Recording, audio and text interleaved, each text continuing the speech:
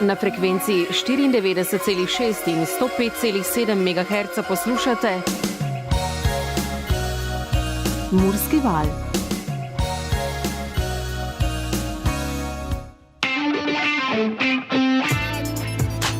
MV Dur.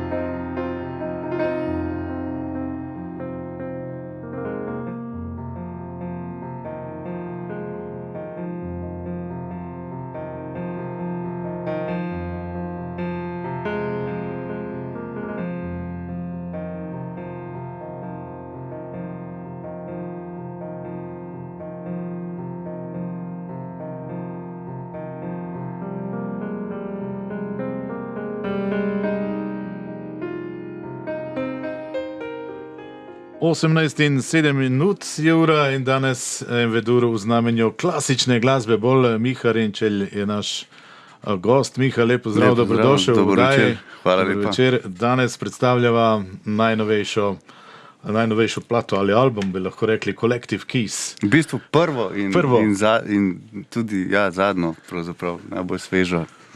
Naj predstavimo Miho, on je instrumentalist, skladatelj in aranžer glasbeni, lahko poveva, pa še kaj bi se našlo, ne? Drugače pa tudi samozaposlen v kulturi. Kako je danes preživeti v kulturi? Miha, ni enostavno, ne?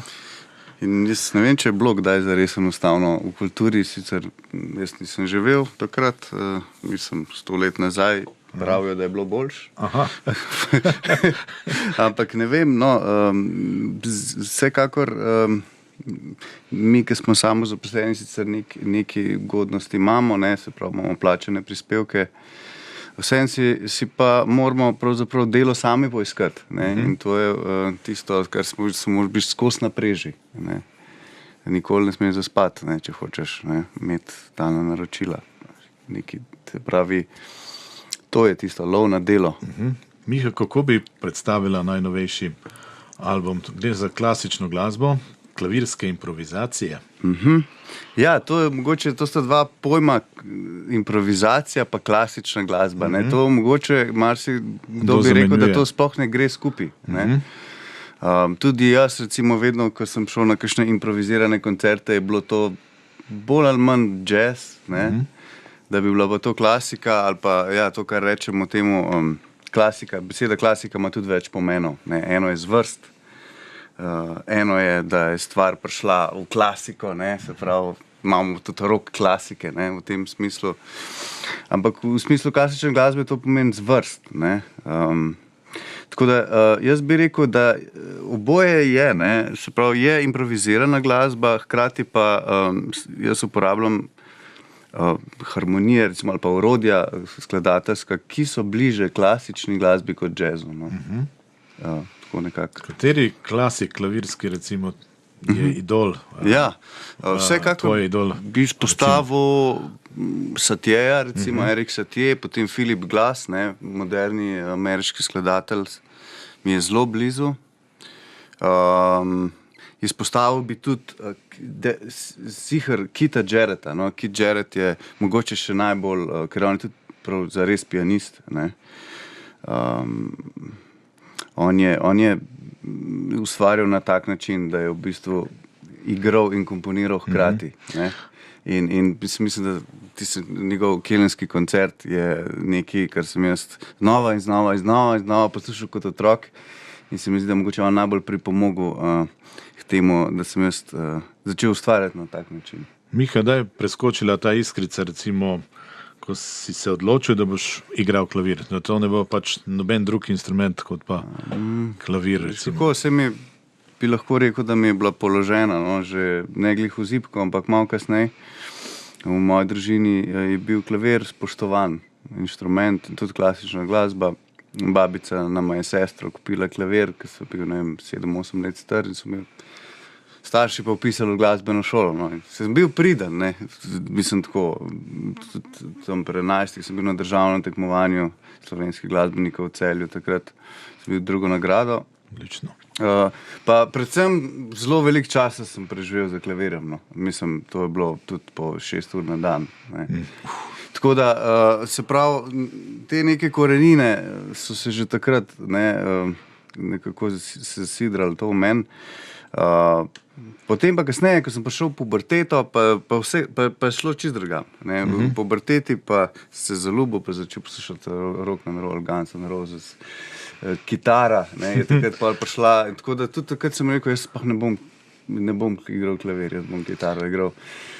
In sem tudi imel tudi bende s kitaro, pa tako sem bil kitarist. Res? Ja. Pa pel sem, pa tako, ne. Ampak vseeno pa bom rekel, čisto tehnično nekako sem seveda klavir toliko prej začel, ne, da je to par nivojev razlike. Mi je pa kitara recimo z veliko stvari odprla, predvsem v kompozicijskem smislu, ne, ker tam imaš tiste akorde, pa lahko igraš s 3-4 akordi že nek komad, ne. In jaz sem potem v bistvu to znanje kitare oziroma harmonije, ne, ki sem se naučil na kitari, potem prenesel nazaj na klavir, ker meni v glasbeni šoli niso povedali, zakaj se učimo akorde, ne. To sem šele pol razvozlal, ne, tam recimo v adolescenci, po puberteti, no. Tako da sem se pol nazaj vrnil k klavirju. Ne. V času odraščanja si sigurno veliko Evrope obredel s tekmovanji glasbenimi, klavirskimi, ne? Ni bilo tako? To nisem bil tako, da bi bil zdaj mednarodno, ne, bolj kle v Sloveniji, pač v okviru teh glasbenih šol. Počel sem še velike enih drugih stvari, pa treniral tenis, pa košarko, pa bil sem priden, tako, mislim, odličen učenec in bralne značke in vse to preveč je bilo, no. Če bi hotel tako čisto, bom rekel, da, ne vem, da bi se res v to, bi me mogla res usmeriti v to, ne, pa verjetno bi pol mogel vse drugo dati na stran. Mogoče eno noro vprašanje. Ja. A je mogoče vsak pianist usposobljen, da bi uglasil tudi klavir, da bi ga recimo... Ne, to je definitiven ne. A si poskusil kdaj? Nisem poskusil, no. To je eno specifično znanje, ne, zvoka. Ti moraš objektivno slišati, ne.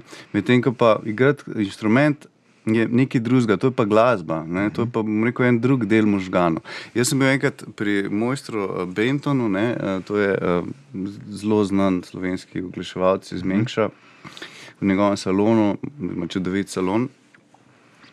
In sem igral tam klavir in pristopil gospod do mene, je rekel, lej, ti pa nikoli ne boš dober oglaševalc. Zakaj pa ne? Pa je rekel, zato, ker tako lepo igraš klavir. Ne? Se pravi, tudi on ne, je nekako že dojel, ne, da to ni glih. Ne gre eno z drugim. Ne gre, ne. Evo, to me je zanimalo. Ne, Ja. To je zanimivo vprašanje. Zanimivo, ne? Nikoli pa nisem, ker sem poznal tudi enega mojstra, koliko pa vem, da ni igral. Ni, ne? Ne, to pa ne. Vse znajo, veš, znajo tako, kaj, ne? Ampak ni to. Ponavadi so to, kaj zvem, nekdo, ki je se nekaj naučil v glasbi, ampak pa ga je zanesla ta zvok, čisto eno drugo smer. Kateri klasični klavir bi ti, mislim, ta za klasično glasbo, katera znamka ti najbolj ugaja, recimo najbolj paše k tvojemu igranju? Jaz bi kar rekel, da Steinway. Zelo blizu mi je tudi Fazioli. No. Se pravi, tukaj med tema dvema nekje, te dve firmi bi izpostavil, pa da bi se pa res odločil, bi mogel pa probati konkreten klavir. Tako da obstajajo še znamke, tudi recimo Bösendorfer, pa tako, ampak kar mogoče bi še najbolj izpostavil, kar Steinway. No. Odlično. Skladbe oziroma te improvizacije so igrane na... Ja, to je pa sampler. To je pa čist druga v bistvu tehnika, gre za digitalno, v bistvu sampler je tehnologija, je posnet klavir. Ne? Se pravi, izdelovalci danes recimo, jih je cel kup, izdelujejo te samplerje, ne? Virtualne inštrumente. Se pravi, oni vzamejo pravi klavir, ga postavijo v neko sobo z odličnimi akustičnimi lastnostmi, pač prinesejo najboljše mikrofone in s tem posnamejo recimo klavir, vsako tipko posebej, na vseh, na 127 različnih jakostih. Ne? Vsako tipko. Ne? In pol ti dobiš tam 10 giga. To je ogromen, ne? Teh wave filov. In potem te posnetke v bistvu samo z MIDI kontrolerjem sprožaš. Ne? In v bistvu na tak način je nastala ta album. Z izjemoma z zadnjo skladbo, no? Ki je bila pa snemana tudi v bistvu s tem MIDI zapisom, ampak ne z samplerjem, ampak z klavirjem robotom. Ja, to je pa temu se reče disk klavir. To so šla pa z Janezom Križajem, snemalcem v Graz, tam klavirsko hišo Strife. Tam so imeli enega, no. Jaz sem razmišljal, da bi bilo to vredno poskusiti. In so šla tja in posnela v bistvu celo plato s tem klavirjem. Na koncu se vse uporablja samo eno skladbo, ja. Ampak čisto tako, ne, za primerjavo ima poslušalec na CD-ju obe možnosti. Ne. Tako da lahko primerjam. Ja, eno je sampler in drugo je klavir. Posebnost klavira je seveda ta, da so noter strune, resonančna plošča, se pravi fuzija nastane znotraj klavirja, ki je potem zajet z dvema mikrofona ali s tremi, ne. V našem primeru smo imeli 3. Gre pa za en tak mehanizem noter, ki sproža ta kladivca, no. Ta mehanizem je povezan z računalnikom, ne, ki v bistvu pol bere MIDI zapis. Prav gre iz digitalnega nazaj proti analognem, ne. Prednik disk klavirja, mogoče, če kdo pozna, je pianola, no. To je bila že v 19. stoletju en tak klavir, nekaj podobnega kot lajna, ki je v bistvu sama igrala, ne. Se pravi, brala je nek zapis in potem je bil noter tisti nek mehanizem, ki je sprožil te kladice. Tako, ja, ampak pri pianoli je bil ta mehanizem full glasen, ne. In je zraven je vse ropotal, ne. Medtem, ko pa pri disk klavirju je pa v bistvu neslišan, ne. Odlično. Da, ja. Oddaja Envedur, Miha Renčelj je res, zdaj se opadla not v ta album Collective Keys, eno, ne? In najprej smo slišala skladbo z naslovom Opening. Ja, otvoritev. In zdaj, če nama poveš, oziroma poveš poslušalkom, poslušalcem, s čim bomo nadaljevali. Ja. Zdaj, da povem, poslušali smo otvoritev, ki je v bistvu prvi del sklopa Mrk, z naslovom Mrk, po angleško Eclipse. Gre za 6 sklopov. Jaz sem razdelil v bistvu to improvizacijo na 6 delov, ker sem videl neko analogijo z pojavom v naravi, ki se mu reče mrk. Vsi vemo, da ima mrk neke faze, ne? In tako sem tudi v bistvu razdelil na faze, se pravi prvi dotik, diamantni prstan, ki je tisto, ki je samo še na eni strani mečkan, govorim sončni mrk, pol na konc popolnost, in pol, ko se spet začne vračati svetloba. Včasih so mislili, so se zelo bali mrka kot pojava, so mislili, da bo 90. leta si bil mogoče pri nas tule, je bil najbolj viden v Budincih, ko je bil sončev mrk, smo imeli dejansko največ ljudi z osrednje Slovenije na Goričkem, tako, ker je bil najbolj viden, najlepše viden. No? Ja, verjamem, ja. In tako da vemo, o čem nam zdaj razlagaš. Miha, res. Mene tudi majčkeno zanima astronomija, no. Hotel sem reči, da so stara ljudstva, recimo, ko so opazovala mrk, Kitajci, so se bali, ne. Oni so mislili, da bo konec vsega, ne. Ker nastane taka tišina oziroma tema. Tako. Tega res nisem nikoli doživel in mislim, da se mi ne bo zgodilo. Mislim, da je celo en kitajski cesar zamrlo življenje, dobesedno. Tako, ja. Mislim, da je celo en kitajski cesar v bistvu dal umoriti enega svojega astronoma, ker je napačno napovedal mrk. Mislim, to je bilo za njih grozno pomembno. No, in potem, ko se je seveda začela vračati svetloba, so dobili novo upanje. Zato sem dal tudi kot zadnji del, potem po popolnosti, New Hope. Novo upanje, ja. Zdaj bomo pa prisluhnili. Torej. Diamantni prstan, se pravi po angleško Diamond Ring, in potem popolnost. Miha Renčelj.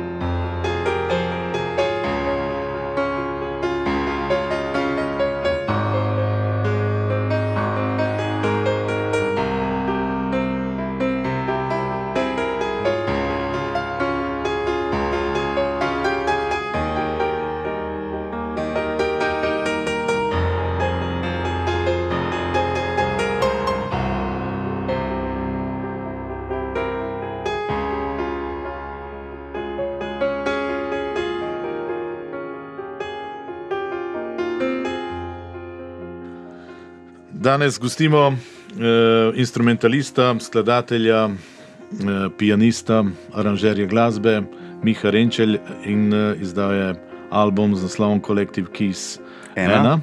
In seveda poleg tega je pa naprosil za pomoč pri poimenovanju posameznih sklopov in pa delov stavkov, recimo tudi poslušalce. Ja. No, da povem par besed, kako je v bistvu vse skupaj to nastajalo.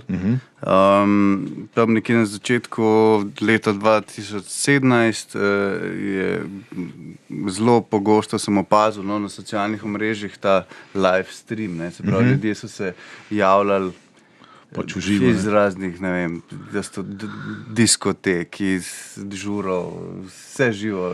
Kakih intervjujev radijskih tudi, ne, pa tudi, ne, koncertov. To so začeli tudi tradicionalni mediji uporabljati, ne.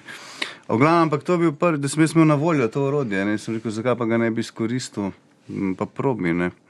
Pa zato, ker mi je improvizacija blizu, sem mislil, da to nekako to šlo skupaj, no, in potem sem poizkusil, čisto za foro, no, in so bili neki odzivi, ne. Ni bilo, bom rekel, čist brez odziva, ne, in so tako... Bil presenečen, pozitivno, Bil sem presenečen, da so v bistvu želeli še, no, in potem se je v bistvu iz tega tako razvil, iz tega odnosa, no, to, da sem s tem nadaljeval od začetka kar vsak dan, zvečer 15-20 minut, pa sem pa nekje ugotovil, no, da mogoče to res malo preveč. Ne. No, nekje na tej poti sem prišel na idejo, kaj če bi jaz prosil poslušalce, da mi v komentarjih nekako povejo, kaj doživljajo. Ne. Karkoli je to lahko beseda ali pa besedna zveza, ali pa čist, ne vem, nek občutek. Lahko je bila tudi slikca, mogoče fotka, karkoli. In tako je za to, ti dve skladbi so v bistvu tvoji stavki poimenovani, ne?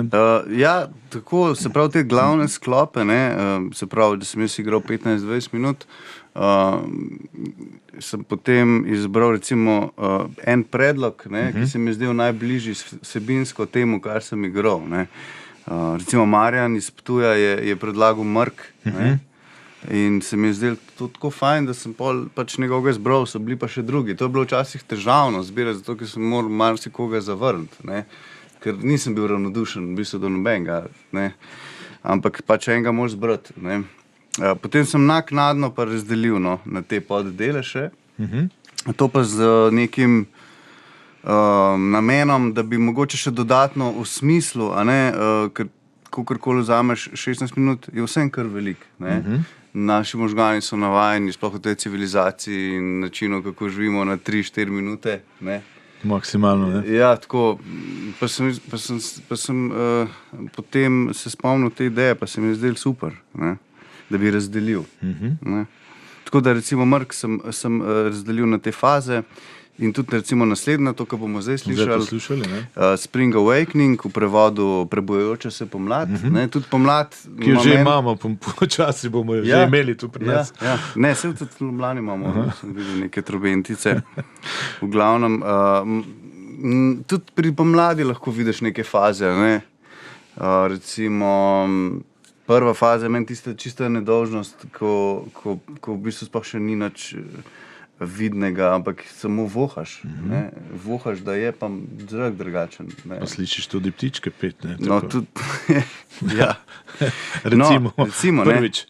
Čeprav to bi dal pol že malo kasneje, ne, pol recimo ta prva faza manj kle nedolžnost, ne, nedolžnost, potem druga faza je revolucija, ne, ko dobi vidne znake, ne, se pravi, mi že vidimo stvari drugače. Potem naslednja? Naslednja je bila Spring Fever, pomladanska vročica, tle v bistvu narava ponori, ne. Prve temperature okrog 30, ne? Ja, mogoče ne še, no. Rekel bi, da tle pa definitivno slišimo že ptičke, orang. Ta, ki si zdaj ti rekel 30, bi dal tle On the Doorstep of Summer, se pravi zadnja faza, ki je v bistvu v prevodu Na pragu poletja, no. Tle pa so stvari, se pa že umirjajo in so že ležerne, ne. A veš, in je čutiti v tem delu, ne, že ta malo ležernost. Miha, zdaj bova šla kar od začetka, torej od, kako smo rekla že, nedolžnost. No, pa peva. Prisluhneva, torej nedolžnosti, potem se pa oglasiva spet k naslednji fazi. Ja, Vmes, dobro. tako, super. En vedur, Miha Renčel, naš gost in njegov album Collective Keys. Prvi.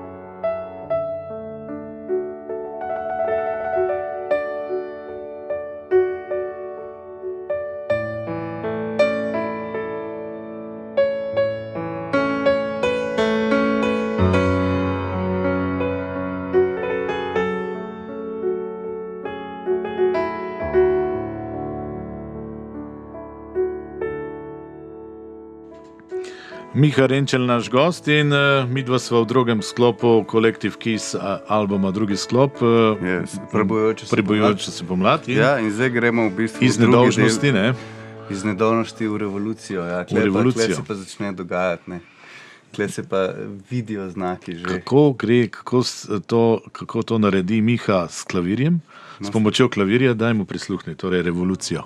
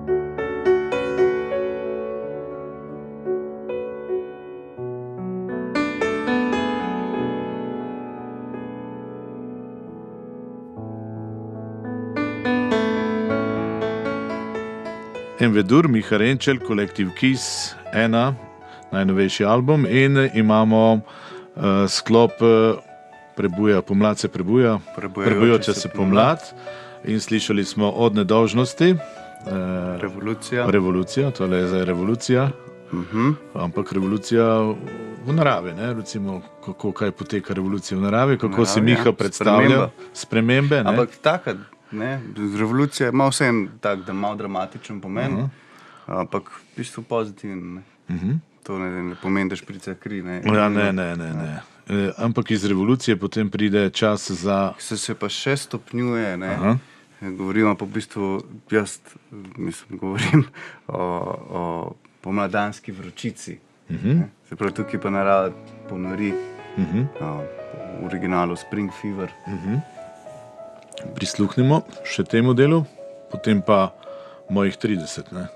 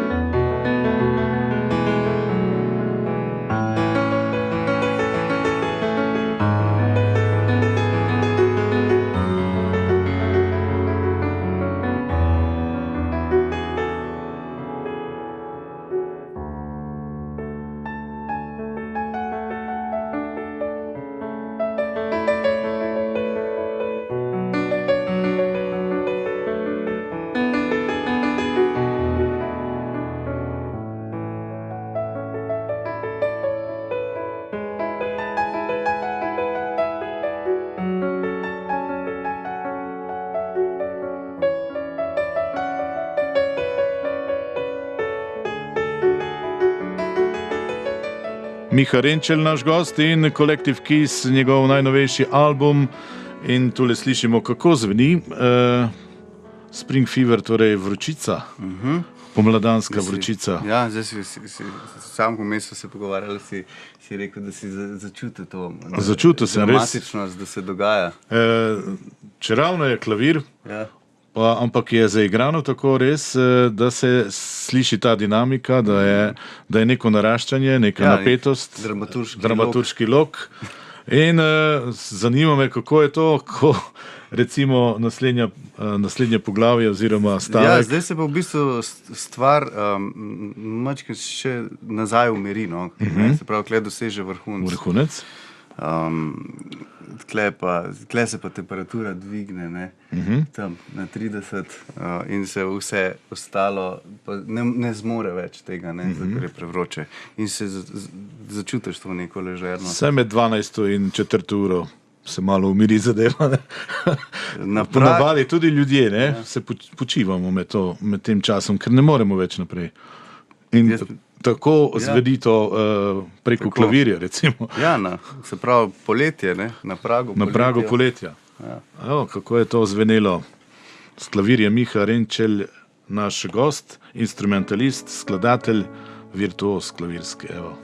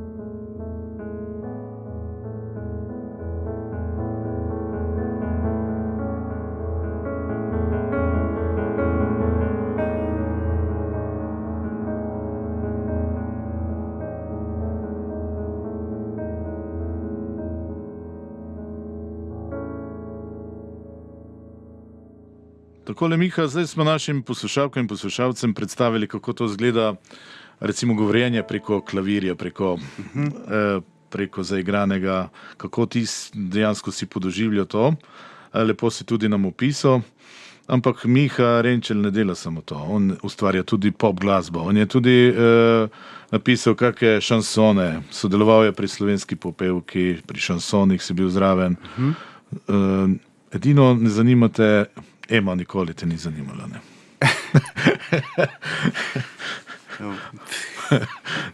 Kje bomo začela? Lansko leto si dal eno dobro skladbo Hollywood. Hollywood, ja. Tudi imaš video spot. Tako malo zabavno. Ja, pač ustvarjam tudi pop. Bova dala nekaj taktov, Štefan, prosim. Da boste slišali, da Miha ni samo v klavirju not čist, ampak evo, tudi zna zapet kaj.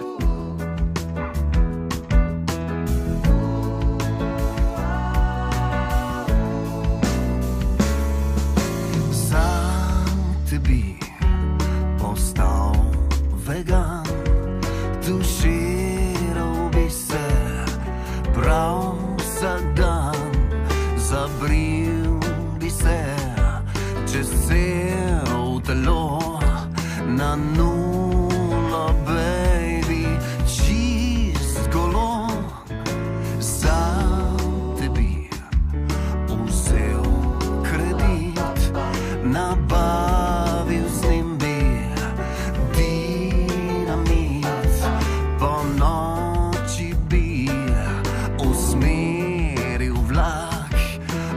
stavbi le ognjen oblak, lahko postane kretničar, izvedem lahko državni udar, če to bilo, bi mi pomoč, da te dobim za eno noč. In zate bi objel v svet, najlepše izmed vseh deklet, pa ti si za v Hollywood. Oh God, you really look so good. In zate bi vzel dopust, prlučkih loh dobiš popust, s kanujem greva v Pariz. Mon Dieu, ma belle, je t'en prie, potonil bom kot Titanik, izbruhnil spet kot ognjenik, če to bilo, bi mi pomoč, da te dobim za eno noč.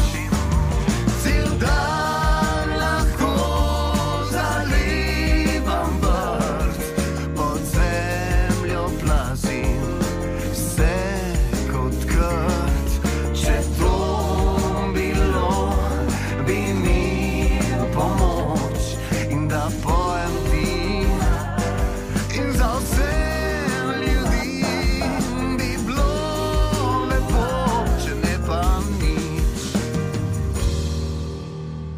Ja, tudi to je Miha Renčel, da boste vedeli, ne samo virtuoz na klavirju, tudi zna zapet. Nekaj, ja. Nekaj, ja. Slovenska popevka me zanima. S katero skladbo si bil, Miha, na slovenski popevki? Skladba v mojem starem klobuku. V mojem starem klobuku, Leta 2014. 2014. Zakaj ne, recimo, a si že razmišljal o tem, da bi kaki pop album izdal? Sodeloval si tudi z Laro Baruco, potem z našo Regino tudi, ne? Ja, pa to so bile neki projekti, no, ki so me prosili, če posnam neke klavirje. Nič kaj posebnega. Ja, to niso bila moja avtorska stvari, no, to so bile tako. Kako si se odločil, recimo, da greš na slovensko popevko? Ne? Veš, kako je bilo s tem zgodba? Jaz sem zahajal na Dunaj, tam sem imel še neko ljubezen. In potem sva enkrat šla v neko trgovino in tam na Dunaju imaš vsega svašta, mislim. To je res. Take zanimive stvari, no, malo alternativne, veliko je tudi tega, no, in sva kupila en tak klobuk, ki je bil kar drag. Cilinder ali klobuk? Cilinder, prav cilinder, tak old school, ne veš, ne, starih časov. In seveda, ne, jaz pa se vrnil domov v Ljubljano, hrepenel po tej punci, ne, ker ni bila z mano, je bila pač na Dunaju. No, in v tem klobuku sem je pol jaz tako začel tam videti noter neke stvari, no, čisto tako in v moji svoji domišljiji. In sem napisal neko pesem od začetka, bilo naslov In my head from Vienna, ki je imela tudi že neko muziko in tako. Potem je pa prišla ta priložnost za popevko, pa sem rekel, zakaj pa ne bi, ker tam se mi zdi fajn komad, da bi ga prevedel v slovenščino in se prijavil na slovensko popevko z njim. In dejansko to sem uspel narediti, pri prevodu so mi marsikdo pomagal. No. Kakšen je bil odziv? Predvsem bi tukaj mogoče omenil Luka Kuharja, ki sva tudi recimo Povodnega moža, pa Ljubljana, Glasbila, pa tudi Hollywood. Ja. Tako da, no, pa sem se prijavil in začuda, ne, čeprav jaz se nimam za pevca, sploh, tako, mislim, mogoče šansonjer, ne, s tem temnim glasom, ampak sem bil presenečen, no, da so me sprejeli na popevko, ne, kamor sprejemajo pevce, ne. Tako da je bil super odziv, ne? Ja, mislim, zadovoljen. Zadovoljen, ja. Ampak zdaj, rekel si mi prej, da te šansoni bolj mikajo, ampak da so festival šansonov, da se je pač ukinil, ne? Da so ga ukinili, ne? Eden od teh najbolj prepoznavnih festivalov šansona, mislim, da ni sicer edini, ima še Vita Mavrič enega svojega. Zdaj ne vem, ali on še živi ali ne, no. Vem pa, da za tega, ki ga je organiziral radio, da so ga pa ukinili, no. Pač radio RTV, ne. Žal. Leta 2012 sem se udeležil tega festivala s skladbo Ljubljana. Sem bil tudi zelo, v bistvu to bila ena najlepših izkušenj, veliko lepša kot popevka v resnici. Mogoče zato, ker se je čutilo, da za tem festivalom stoji nekdo, ki mu je z nekaj mar, no. In to je bil v bistvu ta koordinator in organizator Rudi Pančur iz prvega. On res je delal to z dušo. Medtem, ko pa pri popevki, kaj pa vem, je pa toliko enih ljudi vpletenih, ne. Cel orkester imaš, ne, da se mogoče pol, to mačkam pol, kaj zvem, ne, ta posvečenost malo zgubla, no. Jaz sem pogrešal tudi enega koordinatorja tam, veš, da bi se dal za vsake malo, ne, tako ukvarjati. Tam se pač kar tako malo loviš vmes. No. Zdaj, če lahko malo preskočiva, drugače imaš tudi svojo glasbeno šolo, ali? Če sem to, ali pa delaš glasbo? Ja, zdaj začenjam, včasih sem imel SP, potem sem zaprl ta SP, sem se samo zaposlil v kulturi, no zdaj pa sem spet odprl popoldanski, pa mislim, da bom spet začel s tem. Odlično. Ja. Kar imaš že kakšne učence? Ja, imam. Odlično, super. Greva nazaj na album Collective Kiss. Ena, v zadju se sliši skladba Ljubljana, naj se vrti, dokler ne bova midva obdelala naslednji sklop po klavirske improvizacije z naslovom Biseri na dnu oceana, v originalu Pearls on the Ocean Floor. Tukaj predlagam, da si poslušamo drugi del, ne, se pravi Ocean Floor. Meni je všeč, ker ima to je ena taka analogija, spet je narava, spet je pač neka voda, ne, narava, abstraktno. Potop je prvi del, sicer potem se, ko prideš na dno, ko se potopiš, prideš na dno in vidiš školjke in znotraj školjk vidiš bisere. Tako, midva se bova potopila, potem pa bomo dali v posluh recimo bisere. Kako to zveni, recimo na klavirju. Ta moment, ko vidiš školjke, vse polno, mogoče kak zaklad. Marsikaj. Kako sireno, morsko. Cevi.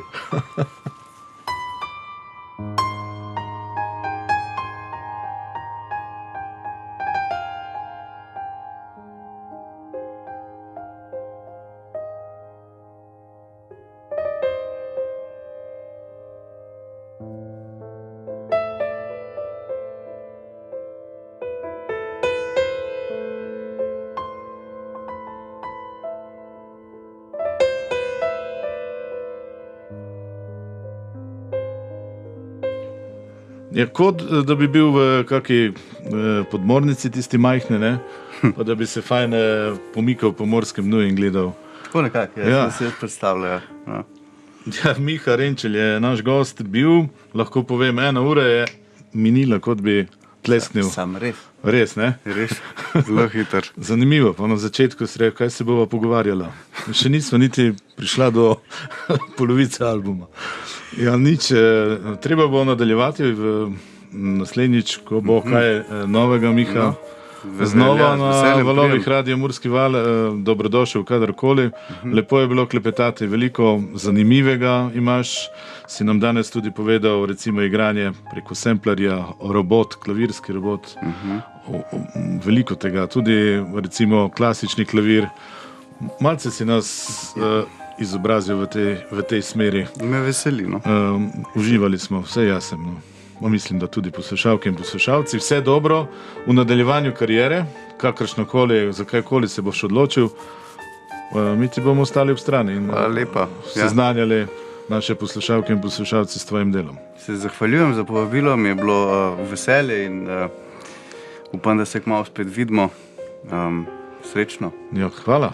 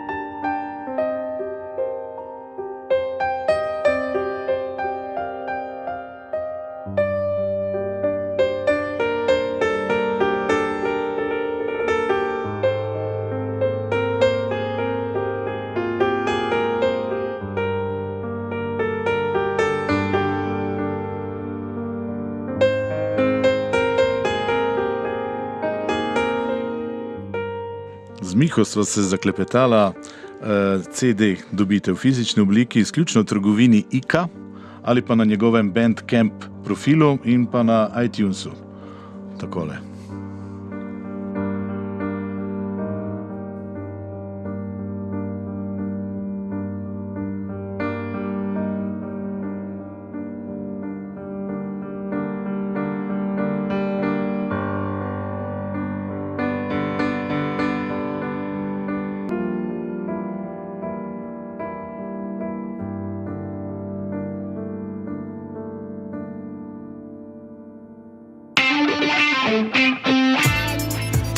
MV Dur.